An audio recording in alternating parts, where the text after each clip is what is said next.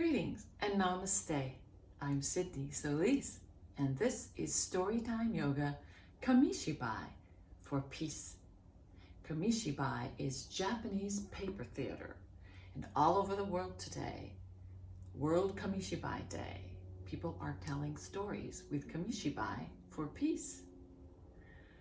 Today I'm telling Raven Brings the Light, an Inuit story from the Northwest Native American peoples. You'll notice that it's getting darker and colder out there. Why is that? Well, the winter solstice is coming up, and this story about Raven tells us another reason why it's getting dark and how Raven brings back the light. Now, I could use your help in some of this. First of all, let's get relaxed. Take a deep breath through your nose and let it all out. Another breath. Really relax. One more. Great. Set yourself in a nice lotus position. And what does a bird do? A raven is a bird. A raven bird flies. So let's breathe in and breathe out. Breathe in and breathe out. Reach up, breathe and exhale. Breathe out. One more. Breathe in, breathe out. So you can help me with a chant when you hear this. Raven, raven, bring back the light. Raven, raven, bring back the light. You hear that? Let's try it. Raven, raven, bring back the light. Raven, raven, bring back the light. Or you could just clap. Raven, raven, bring back the light. Raven, raven, bring back the light. Oh, well, we can't get started unless we get a high five from Betty Bandit the dog. Betty Bandit, come on, give me a high five. High five. Woohoo, all right. Thank you, Betty Bandit. Now we can get started. So let's start our story. Raven Brings the Light. Retold by Sydney Solis and illustrations by Andras Balag.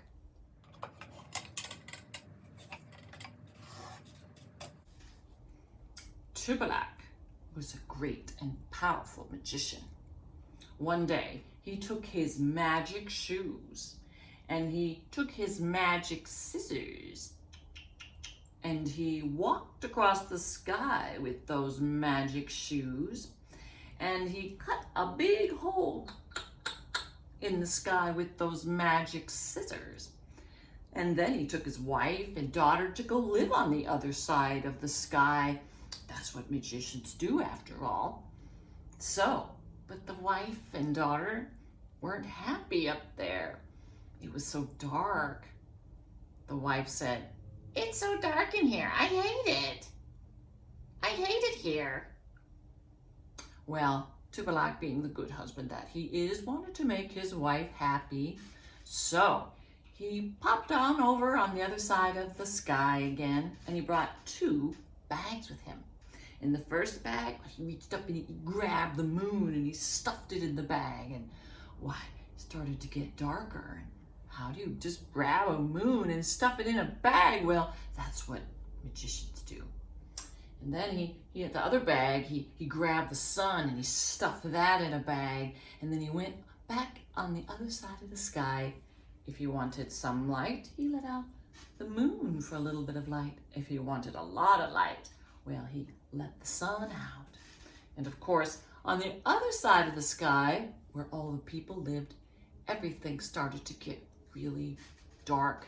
Nobody could see anything, so they would bump into each other in the dark. Ow, stop it, ow. And they got mad and they started fighting with each other. And worse, because there was no sunshine, well, food didn't grow anymore, crops don't grow, and so people got hungry and they started really getting hungry, and so they knocked on the door of Raven and they said, "Please help us, Raven." Here we go, come on and help me. Raven, raven, bring back the light. Raven, raven, bring back the light. Well, Raven heard those people's cries, and when he woke up, he looked and he saw that it was dark, and he immediately knew Tupelak! That's who's really doing this. So, Raven said, I will help you. So, but he asked the people for some help first.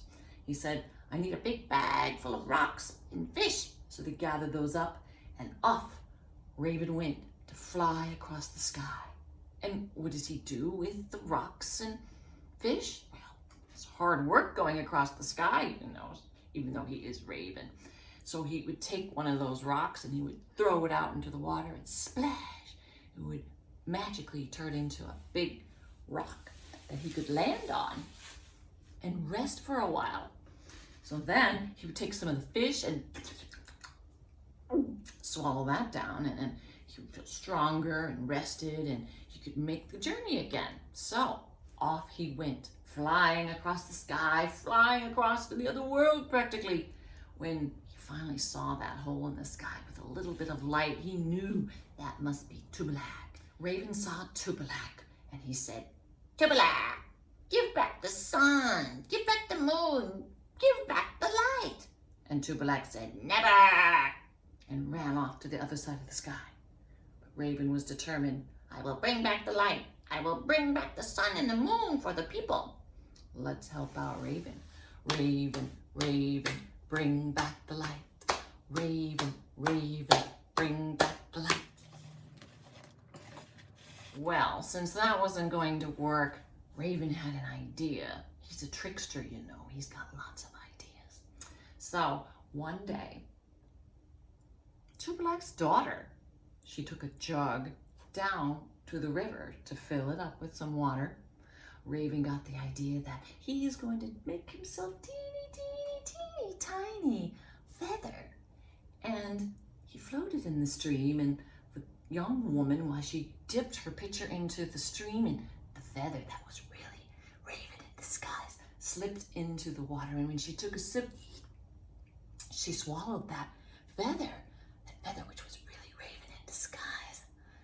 So, and wouldn't you know it, she had a baby boy. It was so cute. It was a cute little baby boy. Everybody loved that little baby boy, which was really Raven in disguise. Cute. Everybody loved him.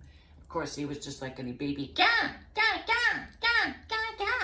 And he saw the moon and the sun strung up in their bags on the ceiling of the house. So he's like, and he thought, oh my gosh, I better work fast, because his feathers started to pop out, and his beak, his disguise was failing. I have to work quickly. Let's help him out. Raven, Raven, bring back the light. Raven, Raven, bring back the light.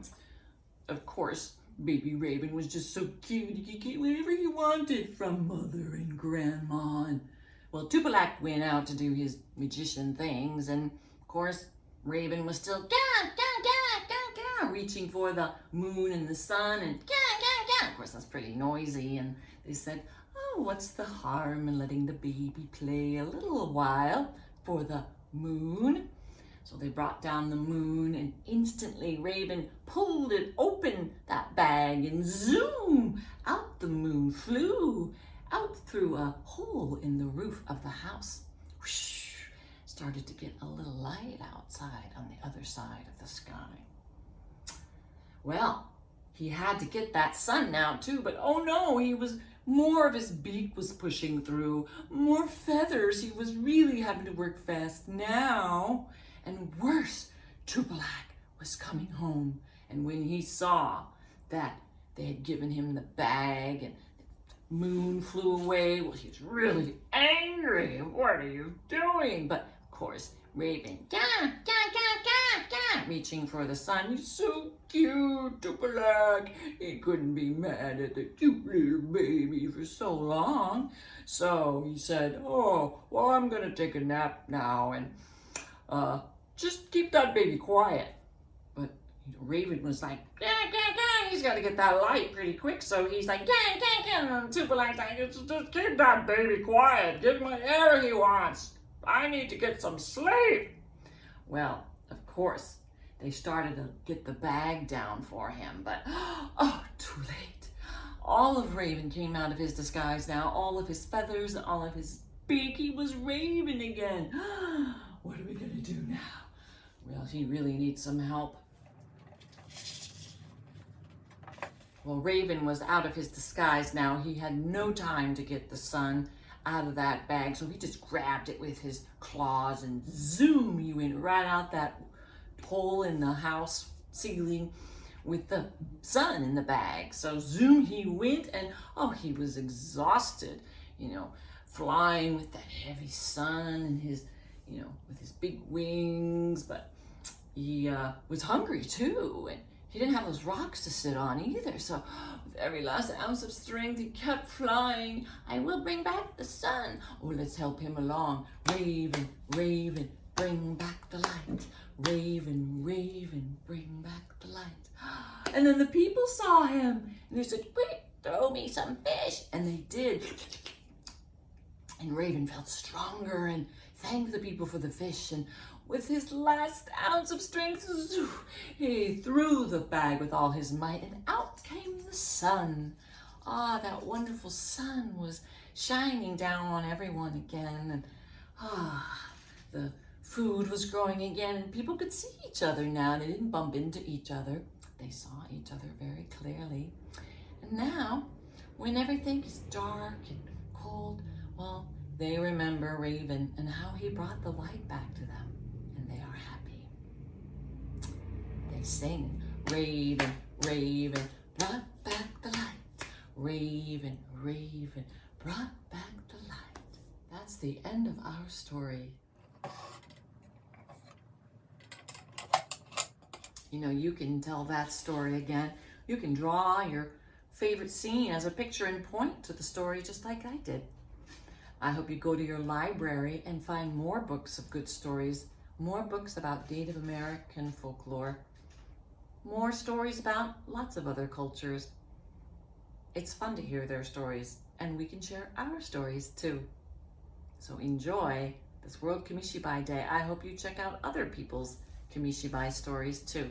To close out our Storytime Yoga Kamishibai for Peace session, we have to say goodbye to Betty Bandit the dog. High five, Betty Bandit. High five. Thank you. There you go. There you go. Well, we're going to say goodbye. Namaste, and have a magical day.